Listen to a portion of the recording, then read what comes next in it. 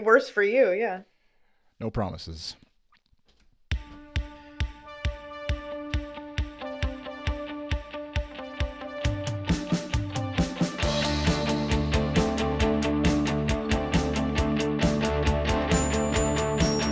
Hello and welcome to the YouTube podcast, episode number 77. This is the final episode for 2017, and I've got two folks with me on this musical journey through 2017 to my I don't know why I do this to myself. I always started I don't even know. I'm just going to say who's on the podcast because it doesn't matter to the audio listeners where they are. Matt, welcome back to the show, Matt. Chris, thank you. It's good to be here. How are you? I'm well. And Tassoula, welcome back to the podcast.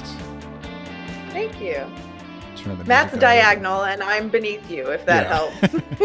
I always forget which way Chris, the viewers are actually seeing it. Are you sure this is going to be the final podcast of the year? Because if they put out another video on Christmas Day saying that Songs of Ascent is coming in 2018, aren't we going to do a podcast?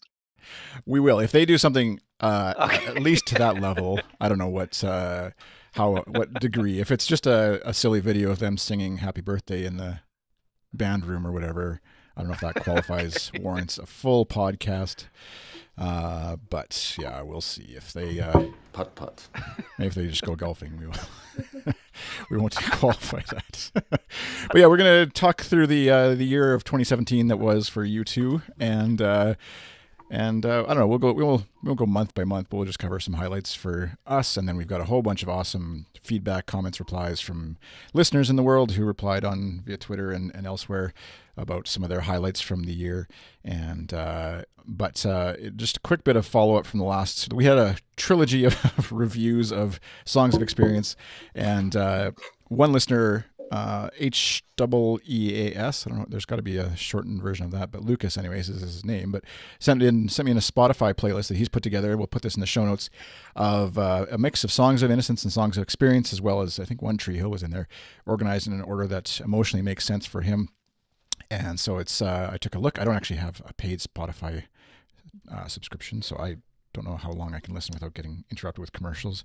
I'll throw it in the chat room too for folks to check out. But yeah, I don't know. It's an interesting play order, and a mix of songs of inexperience. I was going to say Songs of Innocence, the Plus album, some tracks from there, and yeah, a good little mix of everything, sort of kind of blending them all together. So, and Eddie Quinoa's 86. I don't know. We'll say that. Quinoa 686. Quinoa. Quinoa. How I'm about sure that's Eddie what it is. Quinones? Quinones. There you go. There should just be an outtake Cheers. reel of Chris pronouncing things. That's what I want. Yeah. Yes, that's what we need. Yes. Take a drink of your favorite holiday beverage every time you mispronounce somebody's name, and or as the case may be. Hey Chris, I want to clarify. I love the at YouTube pod. I just have a small quibble. Your best thing criticism is valid, but you kept flubbing the line in a consistent way that ironically he found grating. So I was complaining about how Bono said the line in the best thing about you, and complained about the wrong part of it, sort of flubbed it up a bit, and but he said a small complaint about a wonderful show. So there, now I've butchered your name, so hopefully that is equally That'll be grating. his next complaint. Yeah. We welcome all constructive criticism, and you can send that in, obviously, Twitter using hashtag #AskAtYou2, or just tweet right at me when I mispronounce something at Chris, and I'll generally receive it well, unless I've had a bad day. So for our 2017 year in review at the U2 roundtable here, starting back in January, there was a rather big event that happened that kind of it caught us by surprise. I'm trying to remember now how much news we had leaked before it came out, but the Joshua Tree tour was announced January 9th, as our notes have it here anyways. So do you remember back to the beginning, way back when? We need like the time travel music now of like fading back to a podcast we recorded back then or something, but was it a complete surprise? Yeah, no, it wasn't. I actually, because I coincidentally, I happen to have our news archive pulled up right now, and on January 3rd, we reported that the announcement would happen on the 9th and that there would be a show in Los Angeles on May 20th. On January 6th, we reported that it would start May 12th in Vancouver. So it wasn't a complete surprise. Right. And Christmas, they did that video, remember, Christmas Day. So we knew that it was coming. You know, we just didn't know when or where. Right. Yeah, until a week later. Yeah. And then in February, I must have missed, I don't remember hearing about this. A British songwriter accuses U2 of stealing a song. Is that? Maybe none of us put it, some of the U2 staff. That was hilarious. That was hilarious. Yeah. Featuring a song Nace. It was The Fly. It was the riff from The Fly. You don't remember that, Chris? I swear you were on it at the time. Probably. Yeah, he wrote the song like ages ago, like in the 80s, and thinks that and said that he let somebody at Island Records or something listen to it, and then all of a sudden The Fly came out a few years later, and now he's waited 30 some odd years to for his millions. Did anything ever come of that? Has that I haven't heard a single... I think he was laughed out of the courtroom, if I remember right. But yeah, the March there was a couple Facebook Lives things, and of note, Sherry's our own @youtube.com. Sherry, her Dalton Brothers question got answered on that one of the Facebook Live sort of promotional things for Joshua Tree tour, if I'm not mistaken. I swear I heard her screaming all the way out here in Washington State. I think I heard that too. Mm-hmm. Sherry from Duxbury, and I was like, "Uh-oh, we're never gonna not hear the end of this." Yeah, it's like game on. Yeah, that's awesome. And April, Bono was on Kendrick Lamar's track XXX or XXX. What's the audio? It's one of those things where you never say it out loud, and then all of a sudden you have to, and you don't realize or. No, and then you get beeped out. Yeah, I don't know. XXX sounds naughtier, so I'd go with that. I actually didn't ever listen back to that. I don't think I did. I don't think I did either. Okay. And I'm guessing the whitest man on the podcast, Matt, never actually listened to it. I did. What did you think? What's your review? Going back to April? I remember. Well, I mean, TBH. I don't have any Kendrick Lamar albums or anything like that, but I think he's a fantastic artist. I'm not a big rap music guy, but if he's on, he was on. What was he on? I think he was on Stephen Colbert's show a year or so ago, and I was just mesmerized by him. So anyway, so I listened to that. I mean, it's I don't know that I would listen to a whole album of it, but it was good. And that's a connection to American Soul and stuff, or is what Bono did connected to anything U2 wise, or is it just an original piece? Do you remember?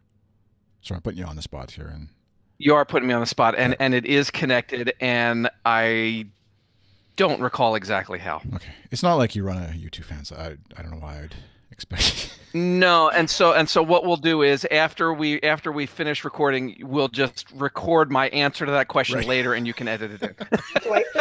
Through the magic of editing.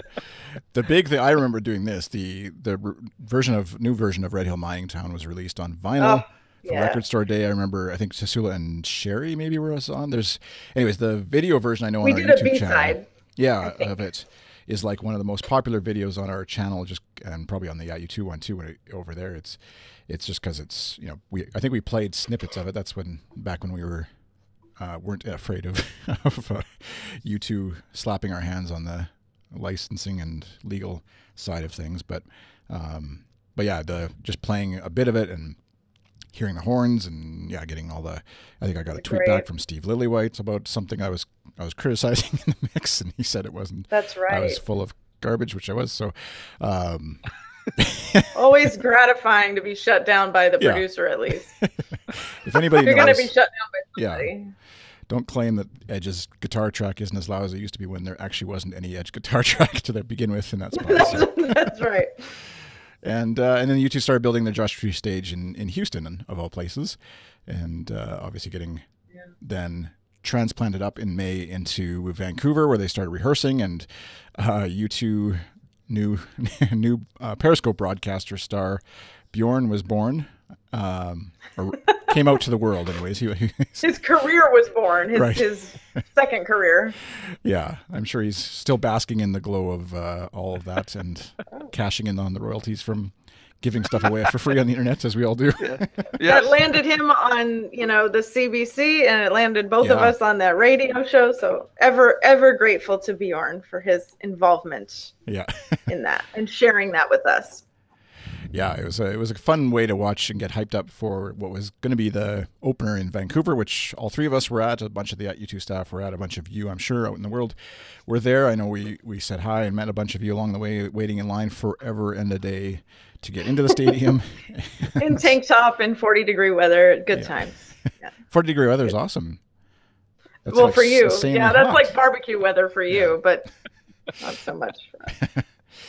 And I'm breezing through. Feel free to interrupt at any point. But I was going to say, you're already at May, and we're only like 5 minutes in. You haven't seen the shortest podcast we've ever done. Slow your roll. Well, you haven't seen the pages. This is just Chris reciting what happened and us nodding along. Like, yeah, that's what happened. Okay, but we can go a little longer. Little Things was played for the first time live, and we talked about it. I think we did a Periscope thing after the concert, and we talked about it probably on a few podcasts. But now, looping all the way back around to having heard it now finally on the album, which we've talked about a bit on the previous 3 episodes, I know, so we don't need to spend forever on it. But how was do you remember your opinion of it? Little Things from the live concert for the first time in the world hearing it to now having heard it on the album. Where are you at with Little Things now? It's definitely improved for me. Yeah. Matt, anything? Are you frozen? Yeah, I remember in Vancouver just kind of being blown away that they were playing a song that we had never heard before, which was very unlike them, I guess I would say. And I just remember my first impression of the song, just that it was really long, and that it was like 2 songs to me. Like the first half was really slow, and the second half was like really U2 in flight kind of thing. And so that's still what I remember from Vancouver, and I love the song. So, yeah. Fabiano said in May he found Matt in San Francisco, and you listened to U2 rehearsal in Santa Clara, and after Matt left, he took a picture with The Edge. That was such a fun night. And then we left. We were listening outside the Santa Clara Stadium as they rehearsed, and it was myself and Ross Perry, and then we left, and like 20 minutes later, I guess we saw the tweets about how Edge came out and Fabiano and everybody met them. It was like a Tassoula experience. I thought you were going to say that was my Tassoula moment for the year. Yeah, totally. Like just be somewhere, and then 10 minutes later they'll be there, or vice versa. Yeah. Because have you, I'm sure we've covered this in various ways in the past, but have you actually met the band, Matt, in some form? No, not really. No. That's just vague enough to be. Neither of us have ever had a conversation with them. I mean, that's true. Does them walking past us like count as meeting the band? I don't think so. Yeah. Yeah. Back in 2016 at the U2 party. Yeah. That doesn't totally count, but you've had up close. You've had the opportunity to catch a droplet of sweat off of Edge, I guess. I was close enough to smell them. Let's put it that way. Right. We won't go there. We covered that one at some point in 2017 as well, as what Rockstar's smelling. So we could put that one to rest. And then for the North and Latin America, North America announces, U2 announces 3rd and 4th leg in North and Latin America. I'm reading other people's notes, so I'm deciphering as I go here. But big news, obviously, for the folks down in Latin America to have U2 coming down there on the Joshua Tree tour. And after a heavy fan campaign to get them there, which I swear helped. Oh, I agree 100% with that. I don't think they would have gone without all the vocal encouragement, let's call it. Mm-hmm. Yeah, plucking at the heartstrings, and having now looked at some of the footage from there, the BBC special obviously was based, shot a bunch of footage down in there and in Brazil, and like just incredible crowds. I don't know how you could. Obviously, there's like financial either motivation or restrictions and stuff like that, and schedules and stuff. But how you can't want to go back there again after a concert like that, a concert series like they had down in South America, it's Latin America too. It's just incredible. It's a bucket list item, I think, up there with, for me anyways, with going to see U2 in Dublin, which obviously has its own special sort of thing. But Indeed. Adam Clayton was honored at the Music Cares benefit or promo or concerts, and U2 did 3 songs with him there. And he gave a really wonderful speech, didn't he? Wasn't that the night he gave the wonderful speech about his alcohol issues over the years? And I remember just thinking, man, that guy I'm so happy for him, and he seems to be in such a good place in his life. And that speech was just fantastic. Mm-hmm. Yeah, you see him on that. This is I'm sure the BBC special will come up a few times, but seeing him walk, what's is her name, Kat Deely, walk her around the backstage area a bit, and just like he seems really just chill, relaxed, having a good time, not a worry about playing in front of 100,000 people or whatever. And shortly later after that, so yeah, really enjoying life and enjoying U2's stage right now. That's for sure. So living in kimonos. Yeah. Why wouldn't you enjoy life if you were wearing a kimono all the time? I mean, that's coming to his own. That's for sure. It's kind of like, I think, he gets older, people get older, they stop caring even more than they did before about what people think of them. And dude, I'm there. So true. Yeah. It's so true. Yeah. Break out the kimono. They did in July. They did a blackout video shoot. So under whatever NDA or something, some sort of agreements they must have signed with fans who got to appear or go to the video shoot, and appear in the concert footage, and which later made its way into a video promo for the blackout. And someone noted here that they also did the Best Thing video there as well, but we still haven't seen any footage from that. Is that? I think that's correct. They did. They had the gal wearing the jacket, right, with the lyrics on the back of it, on the back of the jacket, and she was like walking around the Amsterdam Stadium, and there was the video shoot with all the signs that we're shooting a video. But to my knowledge, I don't recall ever seeing any of that anywhere. And Beth in the chat room says, didn't he have a baby? Is that this year that Adam had a baby? Was that in 2017? Yeah, because Bono announced it from the stage and got a not so happy look about that from Mr. Clayton. That's right. Oh, really? He was not supposed to announce it from the stage, apparently. But it's like, congratulations, bro. Like, dude. Yeah, it's not the first time I'm sure he's shut his mouth off. It won't be the last. Where he gets a look from another band member. And in August they sent out YouTube, which I don't know if is there any sort of like I don't know whether you call it guerrilla marketing, grassroots marketing, or whatever, just where they sent out letters to random fans to sort of promote and build awareness for the blackout coming out, which they premiered on Facebook later.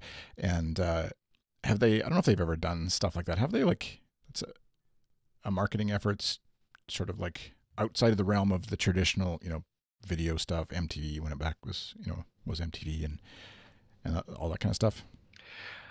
I don't know. I don't think. I mean, Zoo TV was they had lots of clever promotional things during Zoo TV when they did when they took the concert into John Harris's house, and so they had a lot of clever things that I remember from back then. But no, the sending the letters about the blackout, that to me was just totally unexpected and incredibly clever, and during the eclipse. Yeah. Right. Exactly. That's right. I totally forgot about that. It was sort of tied in with the eclipse going on. Yeah, and it just struck me as so unique and different, and such a change of pace from the way they traditionally have done things. So yeah, I thought that was. I mean, August is when the whole year just started getting really interesting. Yeah, because that's when they premiered the blackout video concert footage, whatever you call it, on Facebook. And I remember watching that and thinking like, okay, this is where U2 is going. They're kind of, I can't not unhear Matt, what you saying. It's like sort of the Vertigo sounding song or whatever. But being impressed that they were sort of going still after that sort of rock edge, I guess, pun intended, to with the new material, and that they were promoting it already even while in the midst of the Joshua Tree tour and stuff that was going on at the same time. So, yeah. Any thoughts on do you remember back to the video coming out and sort of thoughts back then, how it might relate to what you were going to hear on the album? I remember just being surprised that it was more like dance worthy. Right. coming out of Innocence, I didn't expect such a pop-ish sound. Right.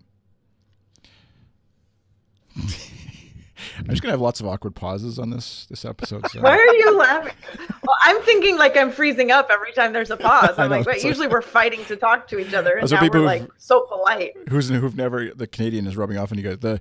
That's people who've never done like a podcast interview thing don't recognize how awkward it can be having like a conversation over Skype or whatever this kind of stuff is, because you're like, I think they're done. Oh no, they're not. That was just a Skype delay, or like, they're actually still talking, and so I should wait. And then hopefully I fix some of that in edit. But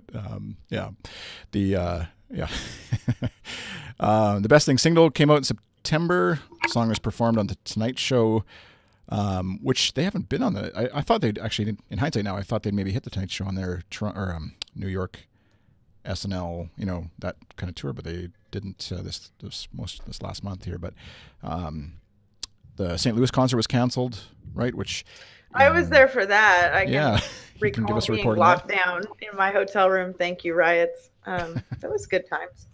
Meeting a fan I knew only from Twitter, and she and I snuck out of our lockdown hotels and went and had pizza. So that was fun. I mean, I got to meet a friend that I'd never met in person. So hi, Sue. But yeah, it was incredibly disappointing because they didn't cancel it until, what was it, the morning of. I mean, the night before, we were at the venue watching them carry equipment in. So we were like, oh, we're good. They've got it taken care of. And then their police could not handle the capacity that they would have needed to protect us. So it was a good call for them to cancel it, but it was super disappointing because we had already gotten there, obviously. And it's cool that they have St. Louis a St. Louis date on the tour next year. So. Yes, I'm gonna try again. So hopefully I'm not the jinx, but if I am, sorry, I got a ticket. Gonna be in the seats this time, but whatever. Block Tassoula from going to St. Louis if you think there's any X or whatever. I used to live in Missouri, so I figured it's a good destination. But yeah. Yeah, Beth in the chat said, I think the song sounds, the Blackout sounds like the Spider-Man soundtrack, which could be some sort of residual That's kind of true. Yeah, I could agree with that. And the interesting thing about when they cancel concerts like that, like there's no, you obviously get your ticket refunded, but obviously any sort of travel you've made, hotel maybe, all that kind of stuff. It's just like, that doesn't come back to you. And I actually had... So this is where salt my wound, Chris, my wound. No, this is where Sherry is the hero of the story, because I actually had VIP tickets for that show. That was the one show I splurged on because I was there by myself. I have friends from college that still live there, and I was meeting up with them outside of the show. But as for the actual show, I was going alone. And so I didn't want to do the GA thing. I splurged. I got a VIP ticket, and then it was canceled, and they refunded very quickly. I mean, that's one positive thing. I think that night or the next morning we had our money in our account. So it was very, very fast. But there's a gift that you get with the VIP package, which was 80% of the reason that I got the VIP tickets, because I wanted that harmonica really badly, and I wanted the book. And that didn't come back, and I emailed. We had a contact that we could email about the VIP situation when the show was still on. I emailed said person and never got a response. So for my birthday, Sherry surprised me with that VIP gift, which was incredibly nice. Wow, that's awesome! Isn't that sweet? It's like anybody who doubts that we're sisters at the end of the day, we are. We're like real sisters. Yeah. Yeah. You fight like sisters, and we fight like for sisters, each other. And we love like sisters too. Yeah. There you go. And then the tour, that part of the tour, anyways, ended in San Diego. October saw the which Matt and I were both there for. Oh, sorry, yeah, I'm just skipping over because it doesn't matter to me. But if you guys were there, that's where we got the acoustic. The acoustic that was so good. The acoustic. The acoustic. Oh gosh, we were just talking about it. You're the best thing about me. Yeah. Right. Okay. I thought maybe there's some acoustic guitar that got given away that I didn't hear about. That was the VIP gift for San Diego. Yeah, that was what you missed, Chris. No, and Beck was the opener. Beck was such a great opening act. Right. He played for like 3 hours. He was fantastic. Gosh. Are you? I take it you're not a Beck fan, then, Matt. No. I enjoyed him. I thought he was one of the better openers I've seen. He played much longer than I expected him to play. Gotcha. So. Sherry says you're welcome, by the way, in the chat there. So she's listening along. And the Get Out of Your Own Way video shoot was done in Mexico City. That's what we just it was just released, right? Or no, have we seen? Yeah, that was just came out recently, right? I'm talking out of my. Did they release that? I don't.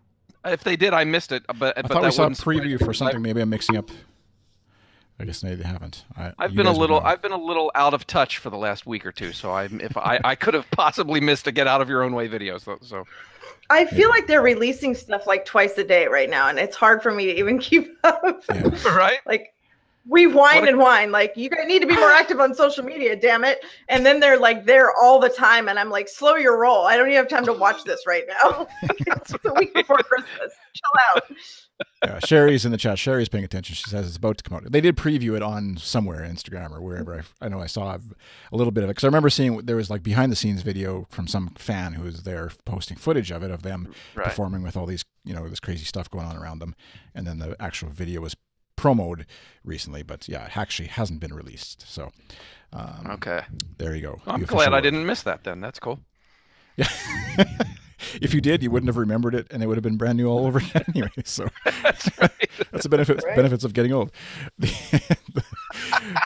The band performed on the Brazilian TV show Fantástico. I'm guessing Fabiano maybe came in and edited our show notes to throw that in. Is that? No, actually, I put that in there. Okay.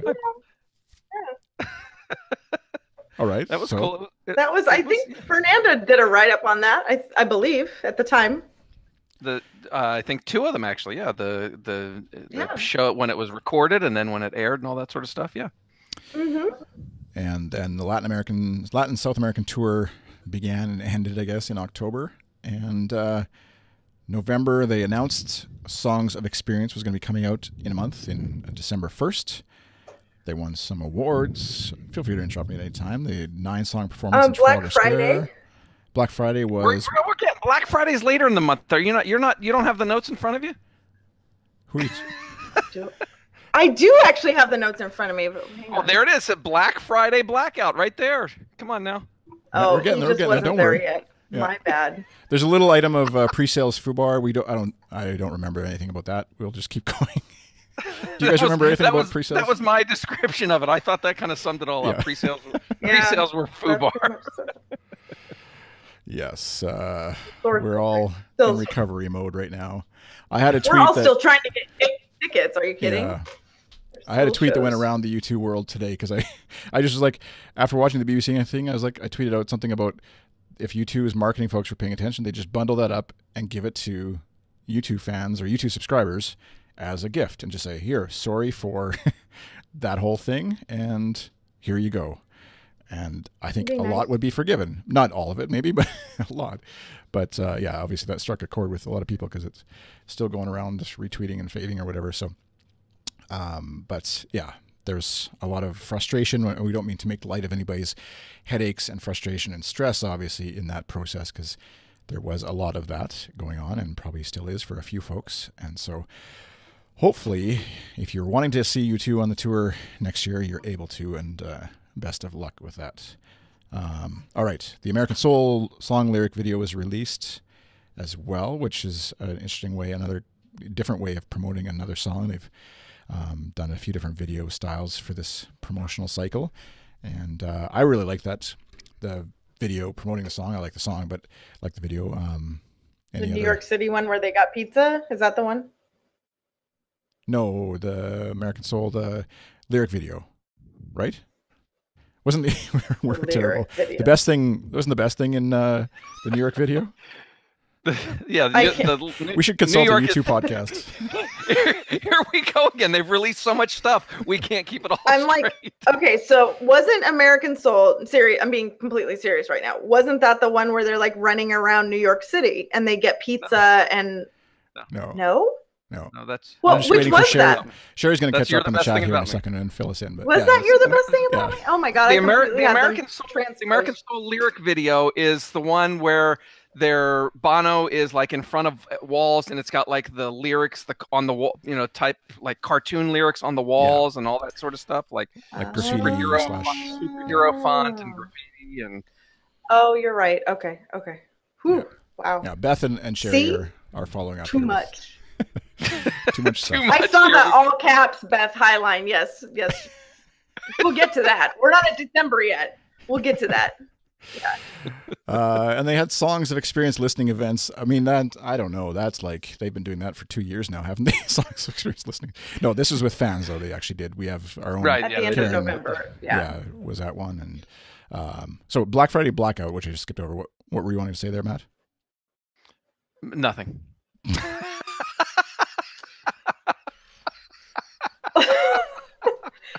Who got up at 4 a.m. to go get it? I did. Literally, I got to tell you, this was. I didn't participate. This is the first. This I've been thinking about this. The strangest thing, like the Joshua Tree re-release, first U2 album in forever. I didn't buy the Black Friday Blackout single. I decided, like 3 days before, right before Thanksgiving, to the hell with it. I'm not driving up to Yakima for this. Wow. I found it online. Really I ordered. That is really rude. So you two fans out there, I'm hovering over the hang up button on Matt here, just so you know. I found it online and I ordered it online. So yeah, that was Tassoula that wanted to say something about the Black Friday Blackout. So not me. Beth flew to the Nashville for the super mega. Yeah, she got the rare one. She beat. I'm gonna take my fan card and hand it over to Beth. She is now in charge of At U2. And she may pay more than I pay, so there you go. Yeah. Okay. Sorry, Tassoula. Go ahead with Black Friday Blackouts.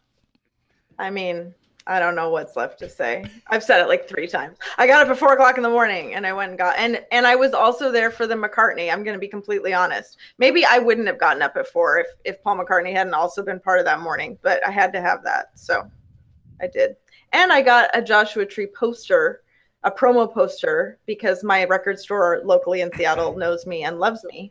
And they had one left from the re-release of the Joshua Tree album that they had not given out. So I got that. So it was worth it, I guess is what I'm trying to say. Yes, Matt, I see your hand. Go ahead. Just if anybody is looking for the Blackout from Black Friday, you can go order it on Amazon. So there you go. Oh, great. Sorry.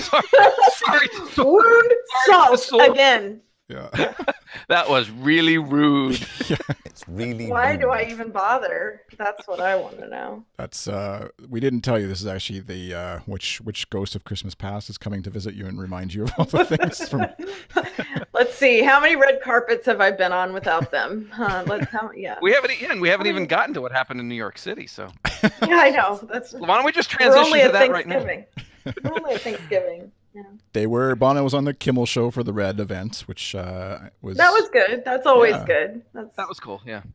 Yeah, they had a bit of fun with that. And then, of course, December brought us the Songs of Experience album and SNL appearance, Howard Stern appearance, performing on a New York City sidewalk quickly before Tassoula and Jill, etc., show up. And Beth was with us that night. That was Beth. We were celebrating her birthday that night.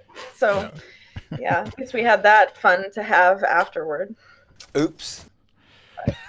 Yeah. No, for the record, none of us were late. They were early. And we have proof of that. They, on their Facebook page, they said, be at this location at 7:30. And they posted it at like 7:02 or something. They were done playing by 7:12. We were there by 7:20.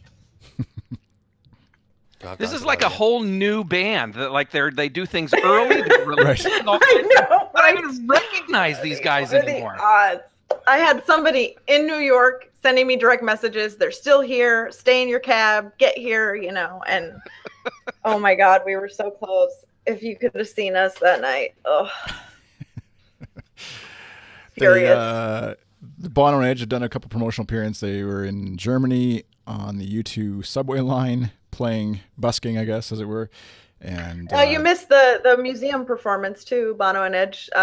Just the night before, when I was in my pajamas 6 blocks away, they were at the Natural History Museum playing surprise hits for the crowd, like Sunday Bloody Sunday, etc. Right. Yeah. As they do. They knew you were in the area. They just forgot to alert people. They also had Bono and Edge were on Italian TV. That was, I think I just watched that. I downloaded something off the internet, as you do, and it was actually like it was just them on Italian TV. I couldn't. They didn't have any English translation of the video or whatever. I think it's on YouTube somewhere too, right? We linked to it on that YouTube. But an amazing performance of Sunday Bloody Sunday, and I mix them up all the time. You're the Best Thing acoustically, obviously with just Edge, I guess. Go ahead, Sue. Can we talk about the Sunday Bloody Sunday on Howard Stern though? I still think that's like one of my favorite versions of it of all time. Yeah, the really slowed down and mellow. Yeah, maybe it's the early morning version. Edge's or Bono's voice is a bit rougher and more raw, maybe, or whatever on radio. Which I like. Yeah, it's a great. They kind of do that almost like I'm sure there's a chart somewhere. Somebody around the internet has like a Sunday Bloody Sunday performed this way and that way. Well, U2 Tours keeps track. Yeah, no, I know. Like, but the style, like, because it goes from like really aggressive, like obviously with the Joshua Tree, or not obviously, but they did it really aggressively. You mean the versions of it, yeah. Yeah, and then they sort of do a scale back version on the next tour, and then like it's kind of like they alternate back and forth. It's probably actually Larry. Larry's like, okay, I'll play it this year. This tour I'll play it. Next tour I don't want to play it anymore, so do the acoustic version.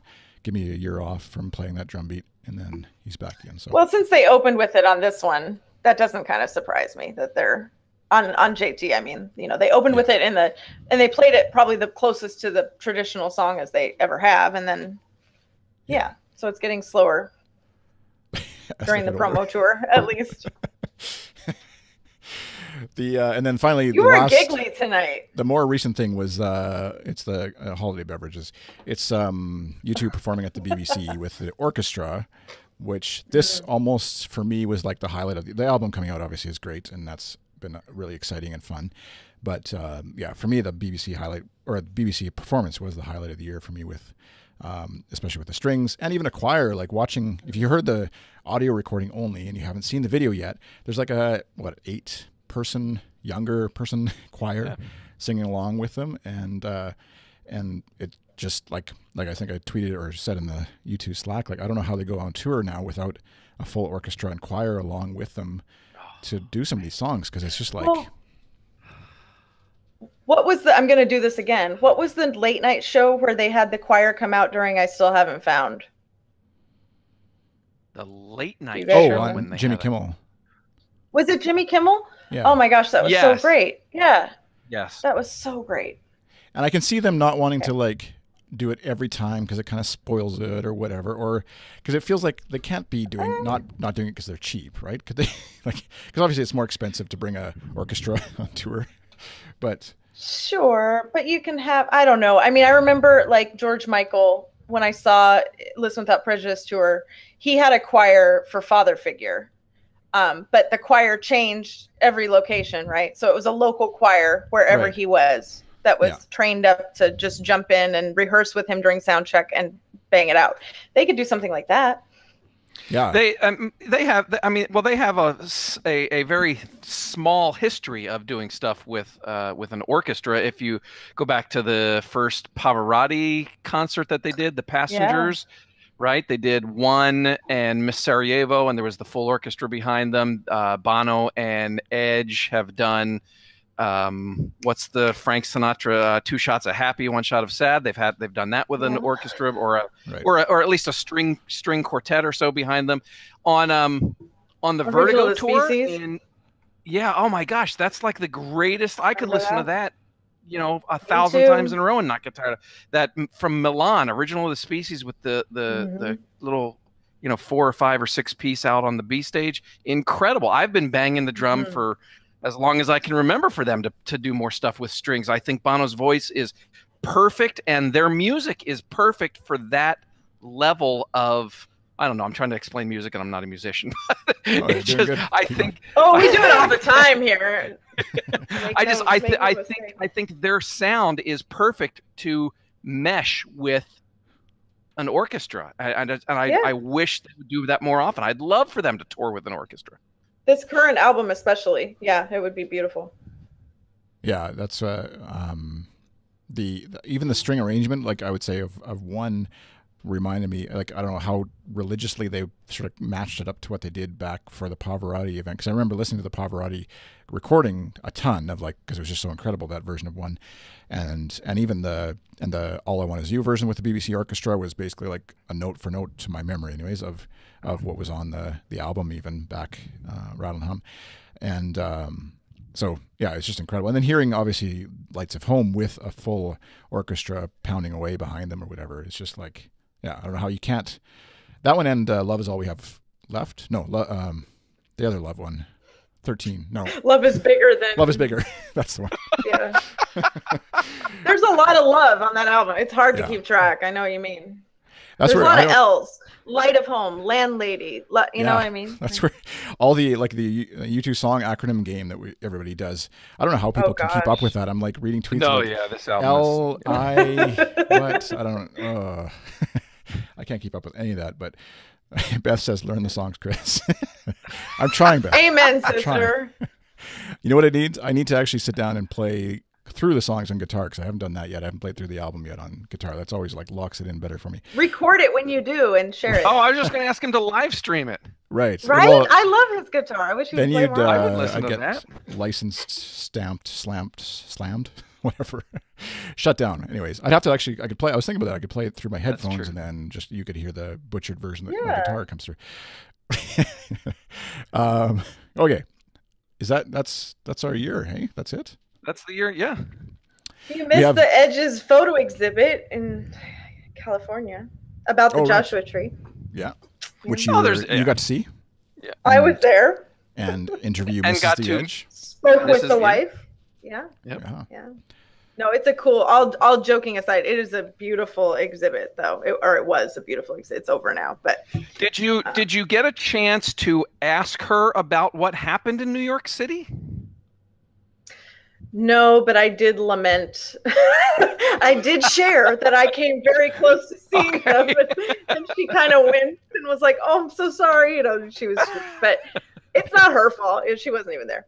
No, I know. No, I didn't go into anything about their habits except for social media. I did kind of go after that, as you can read in the interview. You didn't bring your broken, damaged jewel case of Songs of Experience to her and say, "Why did I get this in the mail? Damaged. Can you do something?" Mine weren't broke. I mean, I'm one of the lucky ones that actually got intact CDs, so I don't have any complaints where that's concerned. But she did ask me what I thought of the album, and I, said, I told her the truth. I like it, and I like Lights of Home, and she's, "Oh, that's a beautiful song." And, she seemed to really genuinely like it as well. So I don't know how often, I mean, I guess that would have been a good question. How often does a spouse listen to the finished work when they've presumably been hearing it, being crafted all along? Does it get old? I mean, I can't imagine. And if you don't like it, would you tell your husband? I would hope she would, right?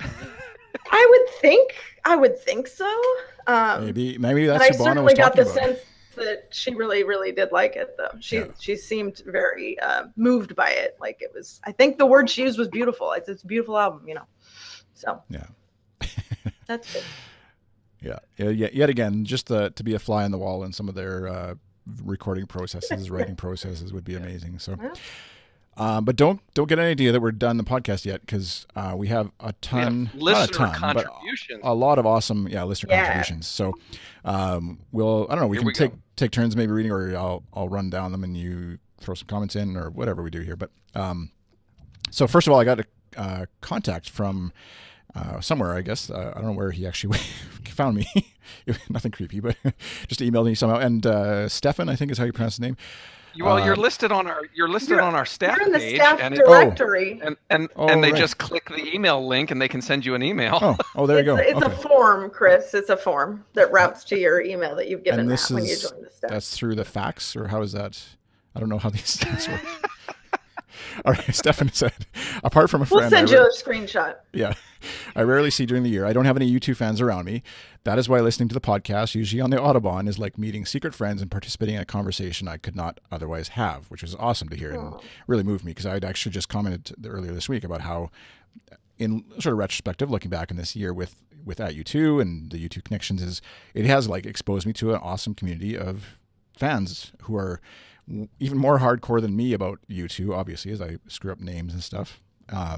But has allowed me to feel, in a weird way, like more confident about my own U2 fandom. And it's just like fun to be a U2 fan with knowing there's a whole world of people out there who are also U2 fans. So, but his favorite U2 moment was experiencing Dublin in U2 mode. Even non-U2 fans had a great day.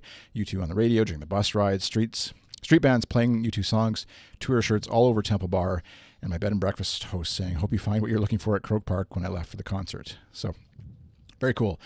Thanks for that, Stefan, and hopefully you're focusing on driving safe while you're listening to the podcast. That's so cool, right? On the Autobahn. Yeah, the Autobahn is scary. So that's, yeah. We'll exempt you from having to take a selfie while you're listening to the podcast. Yes, please Unless don't you have take someone a else in the selfie car on the with you. Autobahn. Yeah. Mysterious Days said, seeing Exit, she gave 4, I guess. Seeing Exit performed on this year's tour after waiting 30 years, which is, I know, a highlight for a lot of us. Seeing other side songs performed this year. I'm not other side Side songs. 2, I guess. Side Maybe, B. yeah. And Songs of Experience release, and then the BBC broadcast.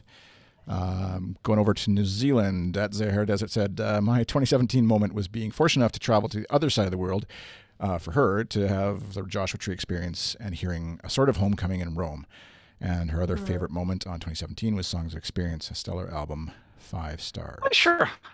I sure hope they play Australia, New Zealand this next year. I just, yeah, right. Well, and I hope I hope the fans down there organize as well as the fans in South America and Latin America did, and get themselves heard and all that sort of stuff. Yeah. Because my gosh, that's come on. I hope they don't have to do that. But I'm going to take over the band's tour itinerary, and they are going. Yeah. Well, Bono, I think they really will. Sang. I honestly think they will. I do too. I think so too. I feel it, and I want to go. I want to go visit our former staffer Miranda and hang out in Australia. Well, they haven't said this yet, but I'm pretty sure anybody who's a listener of this program will happily put up, at least 5 U2 fans in their house if they're touring there. For we all sure. go. Yeah. I mean, check with them first before you book your flight. Fabitini, which is on our staff here. U2's return to South America, of course, and being able to hear the whole Joshua Tree live and in sequence, which is awesome. Yes, in sequence. Woo! Yeah. Yeah, I remember us debating that a lot. Yeah, if they were going to do that, and what if they did, what would they do before and after, and like, oh my gosh, how would they end the tour or end the concert with? Shoot, sorry, Beth. We were trying to. We wanted them to end with Zoo Station. Remember, Matt and I got all excited. Yeah, exactly. That still would have been really cool, but they didn't hear that part of the podcast anyway. So no, but they can do it again. They can do Octung Baby start to finish, and then start with Zooropa or end with Zooropa. That'd be cool. Okay, not to get ahead of ourselves, but there is that Adam, I think it was, made the comment about how by the next album cycle they'll be that much older, etc. Old men. Yeah, and so them 30 years after Octung Baby trying to take those songs back out on the road. I don't know, just don't want them to pull a hip or something and trying to reenact The Fly or whatever. Jeez, Debbie Downer. Wow. All right, so let's go over to Karen. Sent in an audio clip here of one of her highlights of 2017. Hi everyone, my name is Karen Lindell. I'm the assignment editor and a news writer here at U2. Happy almost New Year and almost past year of U2.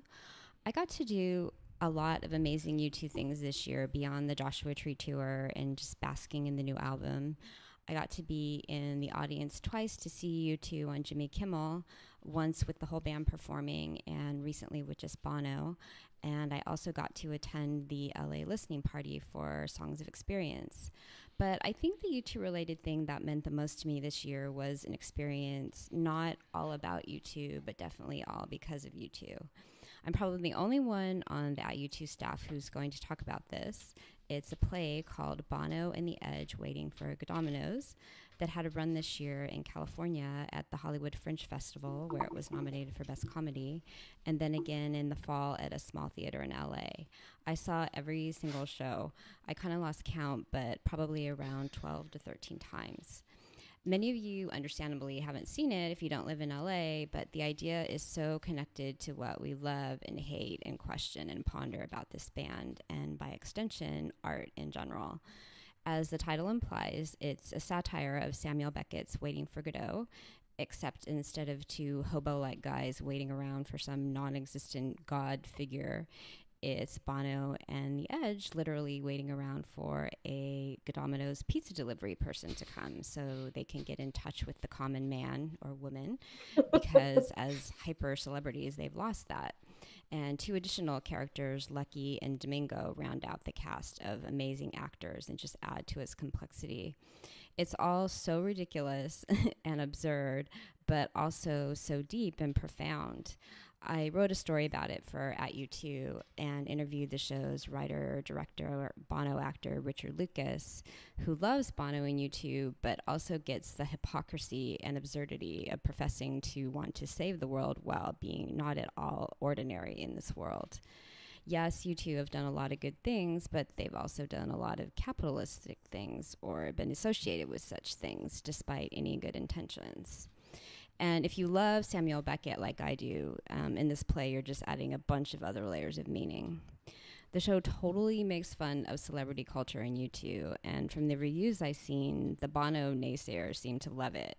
But I think that fans will love it as well. I know I did, because ultimately, Richard Lucas is the writer, director, and actor. He sees the purity behind Bono's pretentiousness.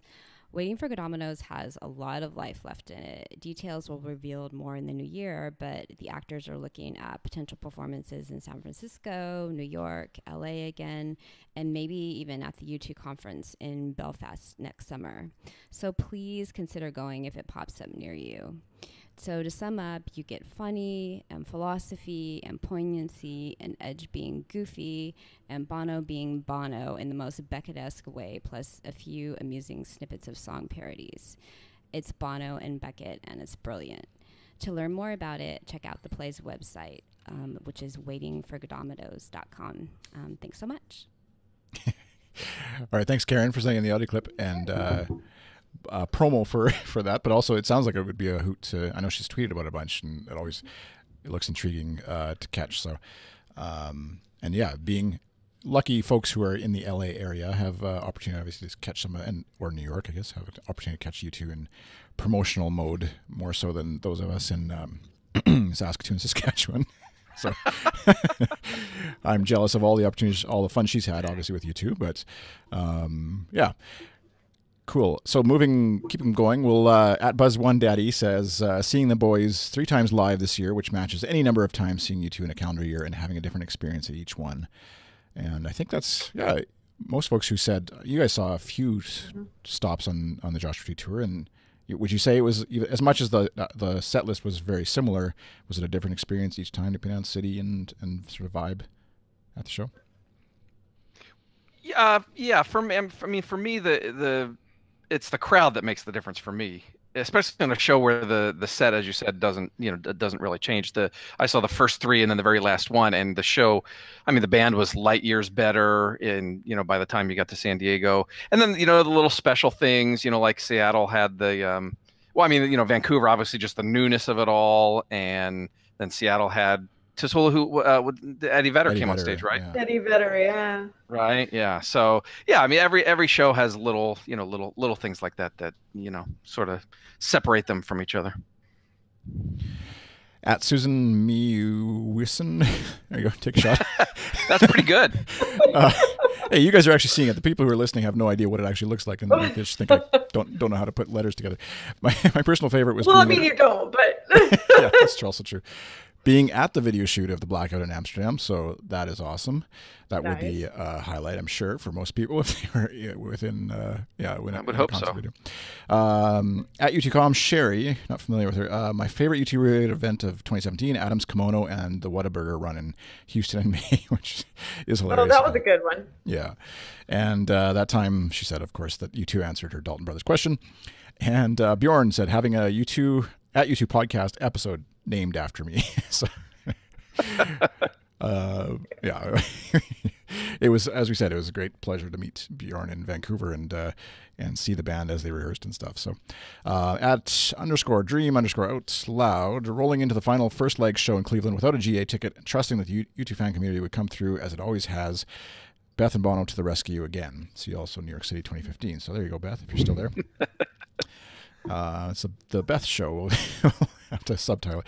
At This Train 9000, my favorite U2 moment of 2017 was being on the front rail at the Houston Joshua Tree show and being completely overwhelmed by hearing my favorite U2 album played from start to finish. All that and the promise of a new album by year's end. Faith was rewarded. At Mike Day 63, U2 Joshua Tree 30 in New York City, London, and Rome, especially Rome, and then new album, which those are all would be very cool places to see U2.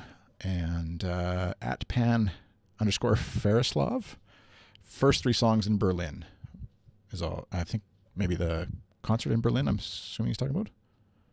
I would assume so. Sunday Bloody Sunday, New Year's Day, and Bad, I guess.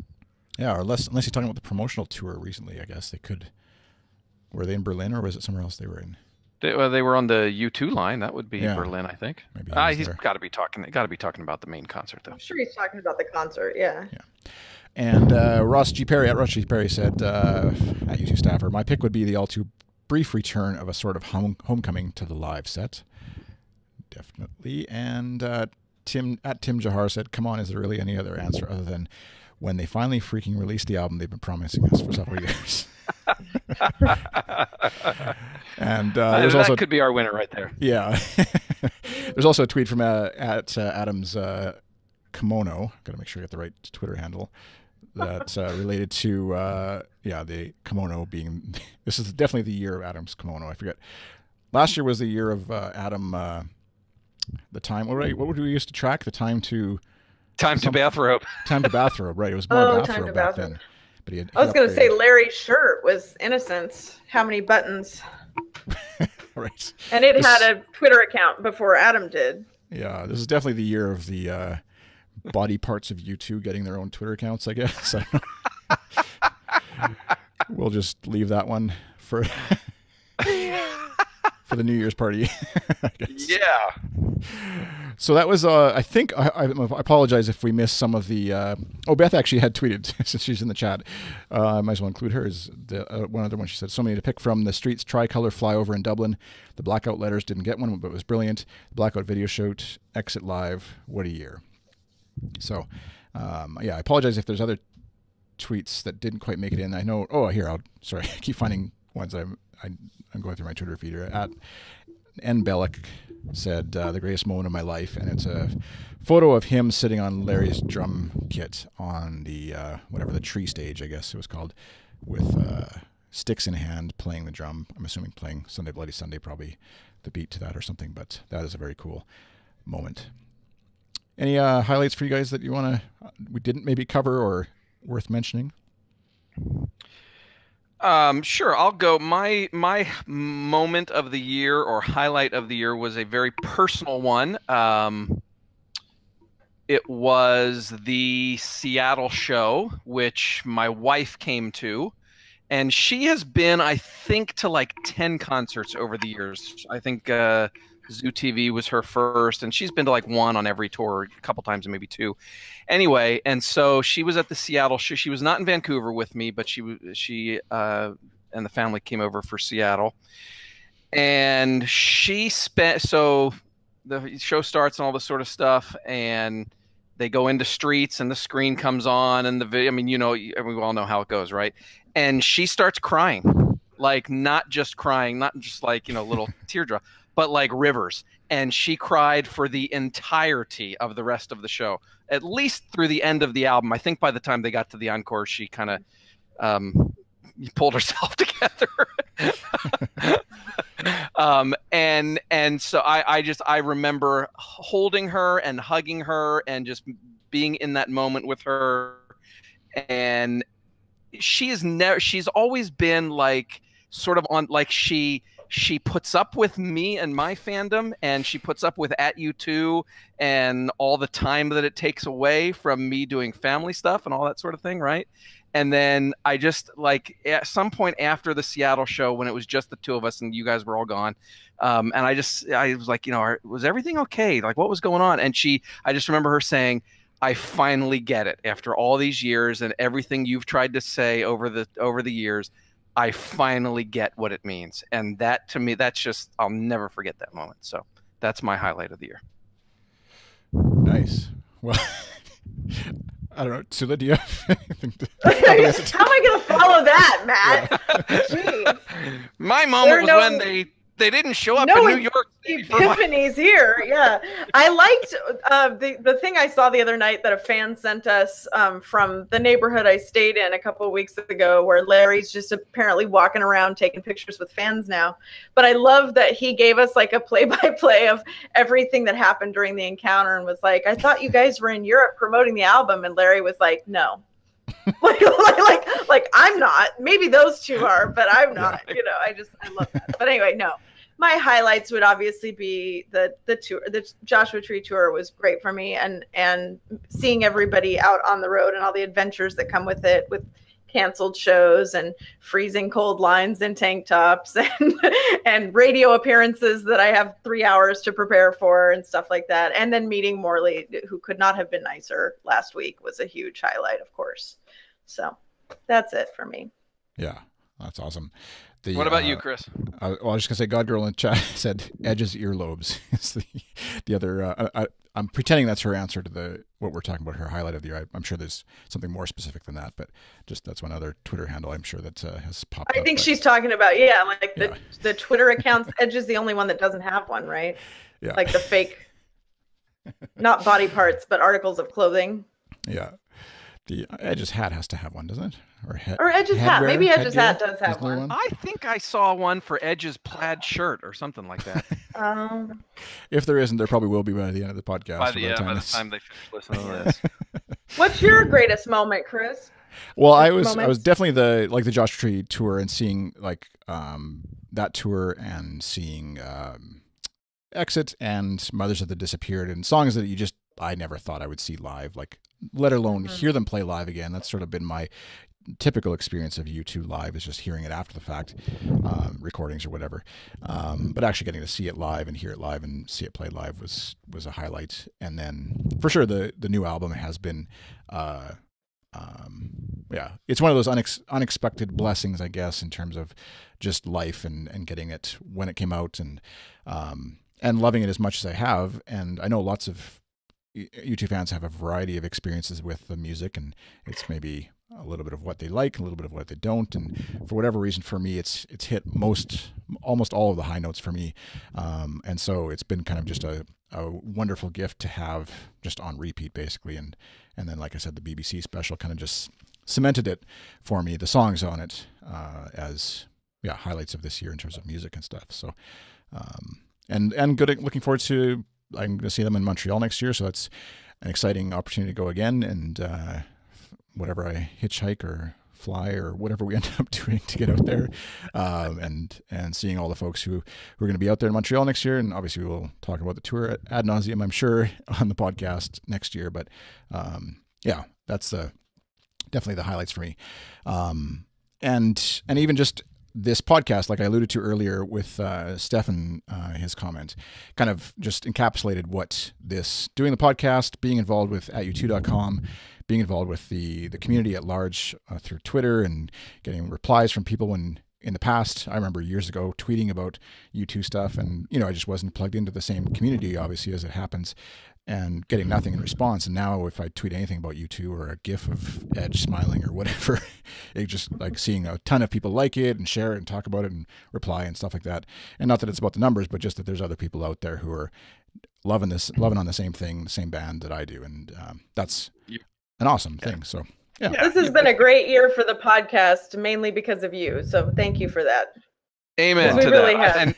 Yeah, and well, and I pointed out before we started recording, this is the 31st this year, which I think is kind of remarkable. That's like more than huge. One every other week, and just to be able to keep it going as well as we have, and yeah, awesome, Chris. You've been fantastic on this. Yeah, no, it's always fun, and it's a little bit like herding cats sometimes, trying to get everybody together lined up at the same time, but a little bit. Or it's like everybody wants to do it at the same time, or like nobody wants to do it. And it's feast and famine. Jumping around, yeah. As Sherry said, putt. Oh, that's one thing we didn't mention was the Omaze contest that's still going on. Right. You can win a chance to play golf and have a pint with you too. Mini golf, for short. For $10, minimum $10 donation.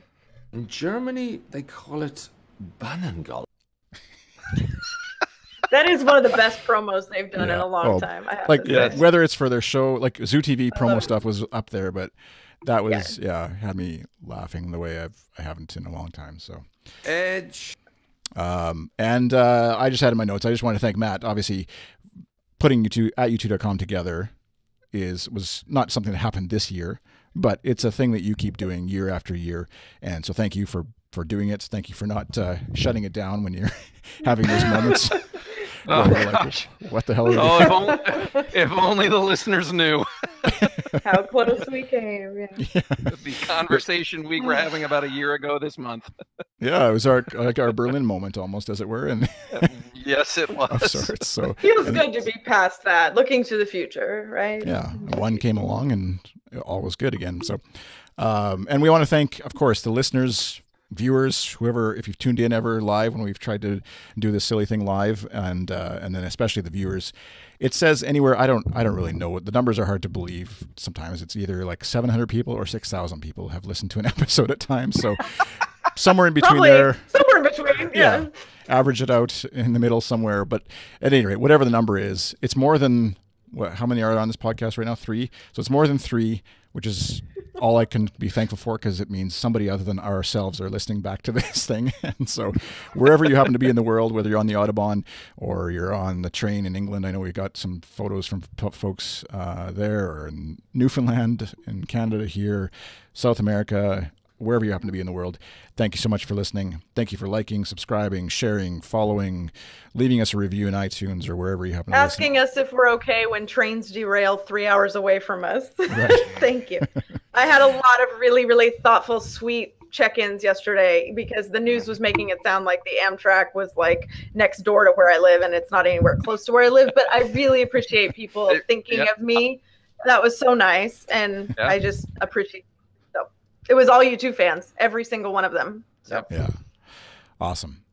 And so 2018, I think, for goals for at U2 and the podcast is definitely, at least one, if not all, members of U2 on the podcast. That has to be that's sort of a given. I think that's up there. If they can be on that other podcast, they can be on ours. I don't see why not. So heck yeah. I agree.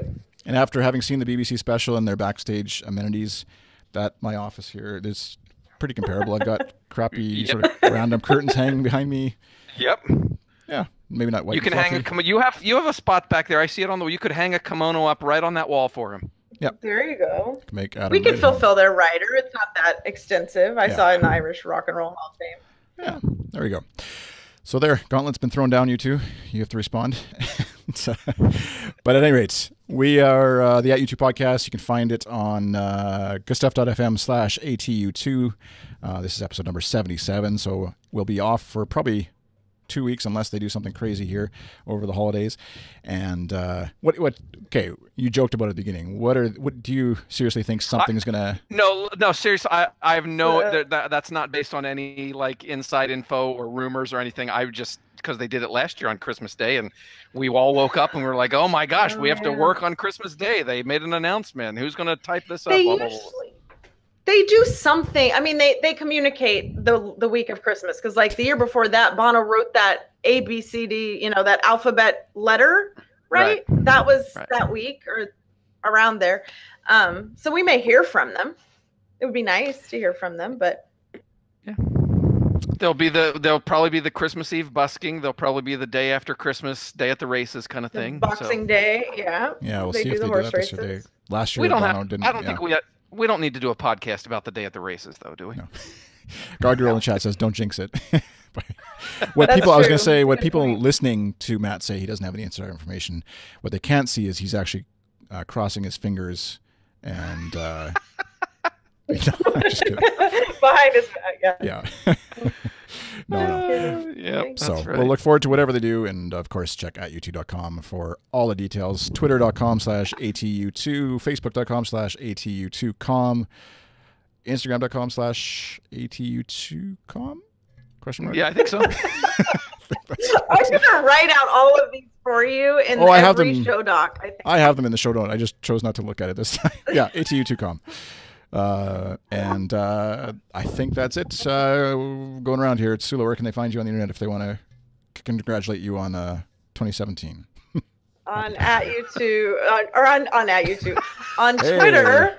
I'm @Tassoula. You can find me in the staff directory that Chris doesn't apparently know exists on @YouTube as well. You can email me there, or you can find me on Twitter @Tassoula. The handle is correct on my video screen here. Some people call it crazy golf. And Matt, how about you? @Matt McGee on Twitter is the best place to reach me. You have to try new things. Merry to keep Christmas the to everyone, fresh. and Happy New Year, etc., etc. Edge cut you off there. Sorry, I thought you. You have to try new things. That was to keep the really relationship rude. fresh. I'm iChris on Twitter, and thank you for listening. Thank you for watching. If you can do us a favor, twitch.tv/goodstuff_FM. Go there, hit the little heart thing above that tells you to follow us, sign up for accounts, all that kind of stuff. We'd really appreciate it. Also, iTunes reviews, if you're over on there, that helps let people know about the show. And I think that's it for the promotional stuff. Thank you for listening. Thank you for watching. Have a great 2017. Have a happy holiday, and we'll see you in 2018. Good. Bye.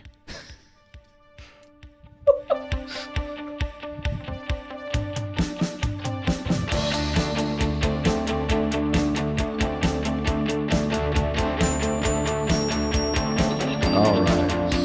Fade out. Okay. Why, Matt, I just came back to the screen.